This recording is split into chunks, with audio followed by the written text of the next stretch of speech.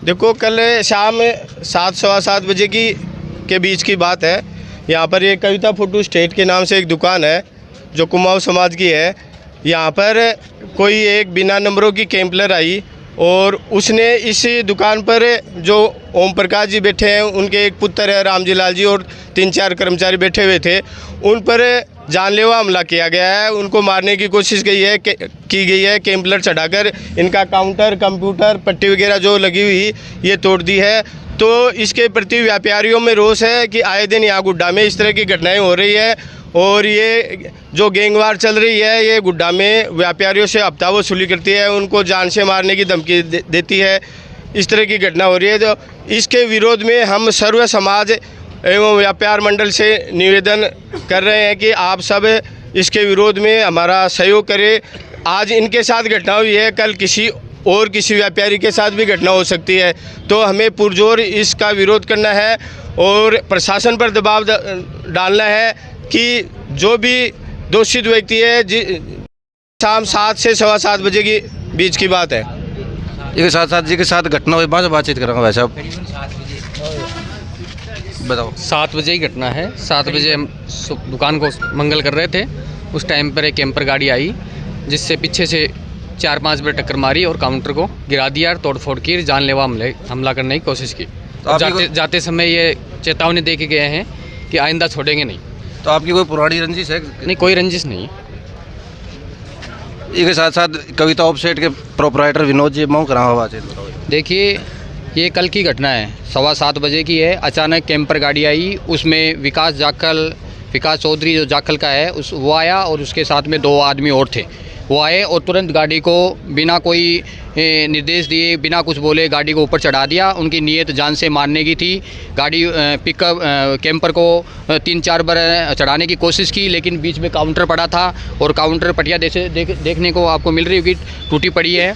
उसके चक्कर में फिर वो वहाँ जो ही जनता इकट्ठी हुई वो भाग गए। जाते हुए तो धमकी दे के गए हैं कि अगर आपको व्यापार करना है तो हमें हफ्ता वसूली देनी पड़ेगी, नहीं तो आपको जान से मार देंगे। इससे पहले भी वो 1-2 बार दे चुके हैं और बाज़ार में हर जगह वो गुंडागर्दी कर रहे हैं।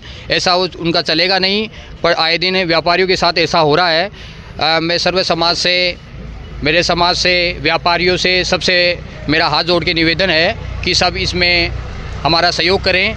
आज ये घटना एक हमारे साथ हुई है, कल दूसरे के साथ होगी, परसों तीसरे के साथ में होगी। इनके हौसले बुलंद है।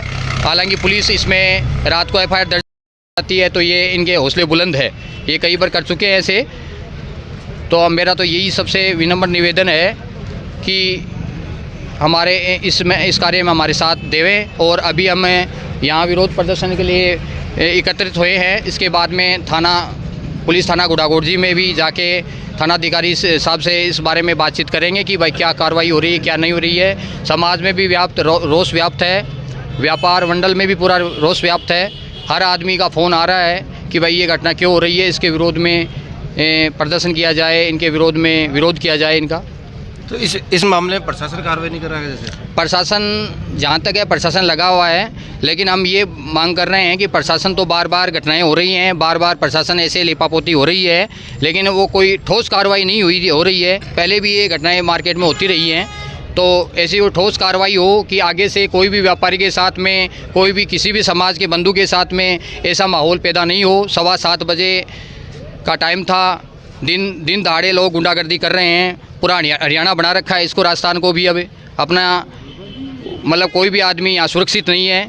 कल जो घटनाएं हुई है उसके बाद में हर आदमी ये सोच रहा है कि कभी भी किसी भी टाइम पर घटनाएं घटित हो सकती है, दुर्घटनाएं।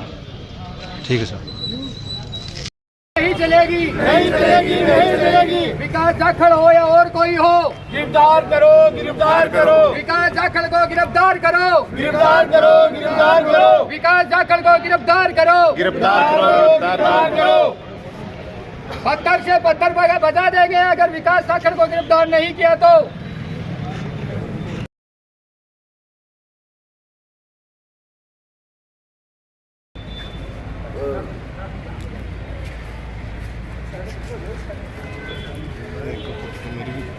बना देनी चाहिए।